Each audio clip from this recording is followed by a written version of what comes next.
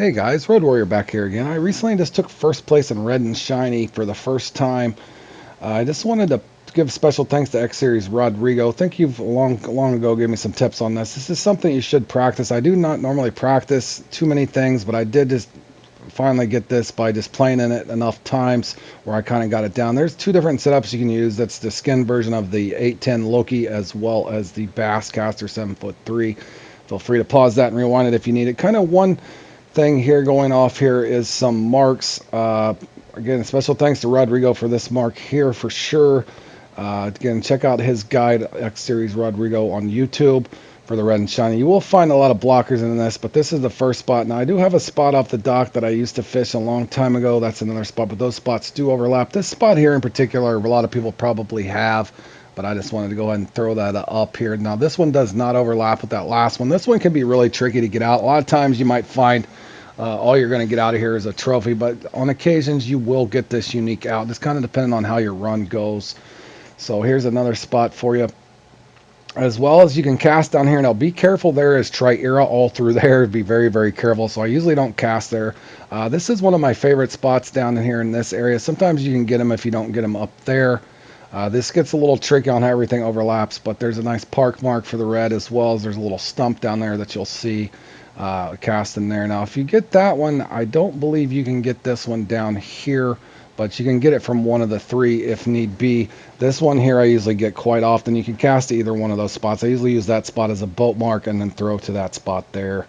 That will probably help you. Now these other spots, there's so many spots. I don't know 100% sure how everything overlaps over here, but target goal, you want to get at least 4 unique, sometimes 5. It usually takes 5 to win it depending on the peak.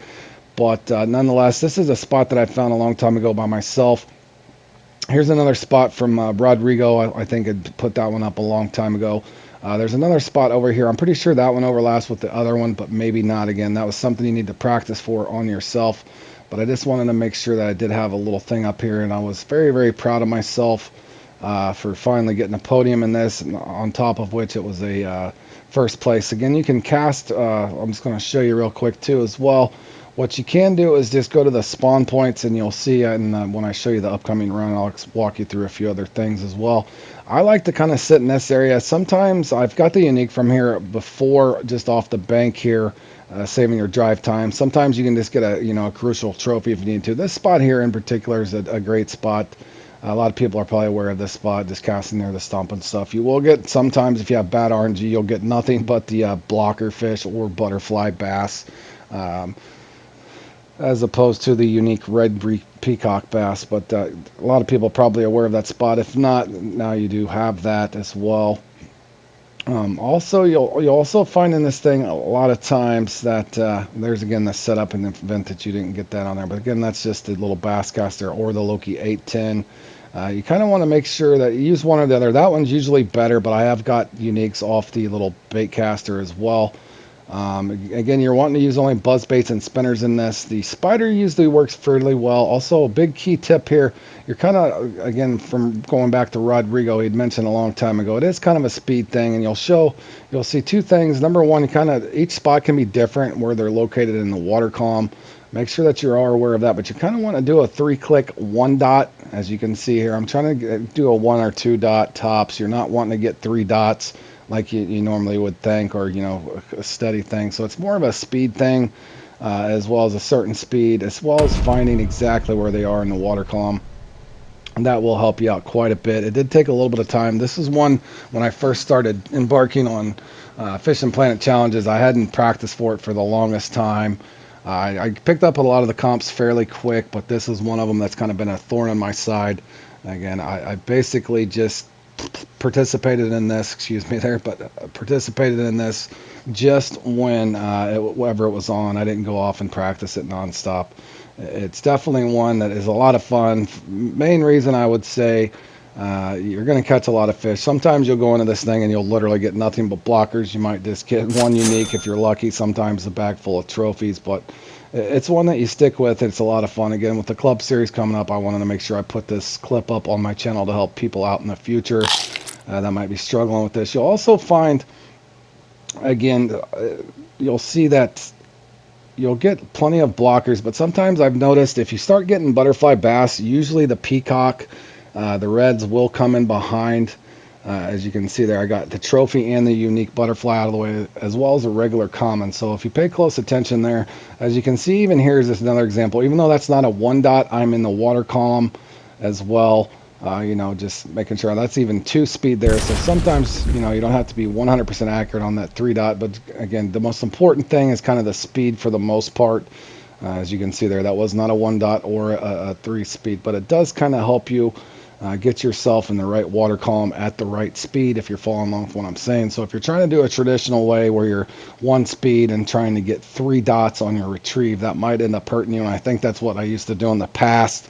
But this will surely help you, hopefully, one day get in here. Now, this is not something you're going to pick up overnight. It would be something, just play it in a couple times. If you're the type of person that likes to practice, then go up. But this part here, as you can notice, I get to get a trophy here. Man, blocker after blocker, fish after fish. You'll notice that. A big tip as well on this one. This is something you kind of got to learn, trial by fire. I'm very, very guilty at camping, but in this particular situation, I knew better. Go from one spot to the next. Again, just don't spend 15 minutes at one spot, guys. If you don't have your unique out of there, maybe 5-8 minutes, get out of there. Whatever your number may be, that's something that nobody can really help you with. That's where your instincts are going to come in, especially on comps like this. You guys have seen me say that before on other little guides and tip videos that I put up on some of my podium runs. As you can see there in real time, I made a couple casts over there, and the reason I'm showing you that this is in real time, if I would have sat over there wasting away not catching anything, then this wouldn't have happened. But I'll just show you real quick. First cast as soon as I spawn away.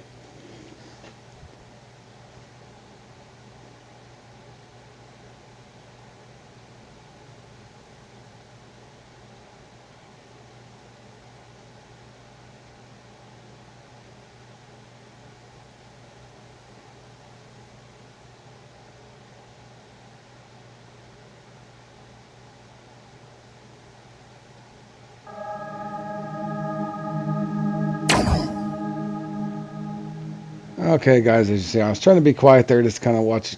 Number one, watch how I was working that lure. Again, that 3 dot or 3 speed 1 dot did seem to help there, as you can see. Just try to keep it in the water column as well. Sometimes you'll find from one spot to the next, it might be a little different, but you can also pick up on, look for, characteristics or patterns in which, if you're locating them in the mid-water section or the lower 1/3, a lot of times that's where you'll find them, is either the lower 1/3 or the mid-water. On occasion, in certain spots, if the spot that you're fishing is shallow, maybe you'll find them in the upper 1/3 of the water column.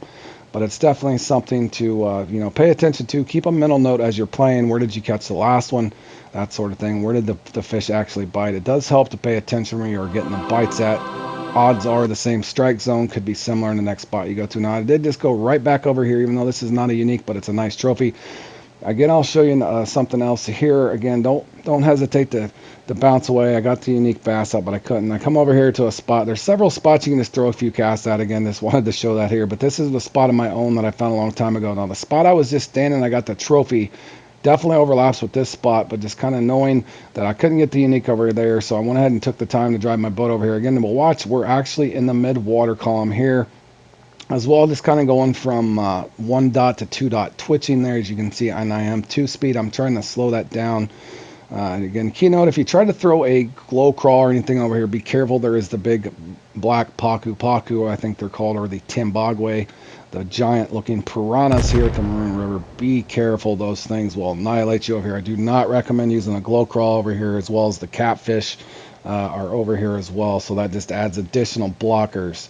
For any of you guys that don't have the spider, the newts work all right as well. Again, you can use the glow crawl depending on where you're at, but if you do use the glow crawl, you're in, especially if you work anything down near the bottom, you're going to run into ripsaw and the whiskered catfish as well. So just kind of keep that as a note. The glow crawl will work as well, but you're just opening yourself up to other blocker fish that are going to be even more of a nuisance on you.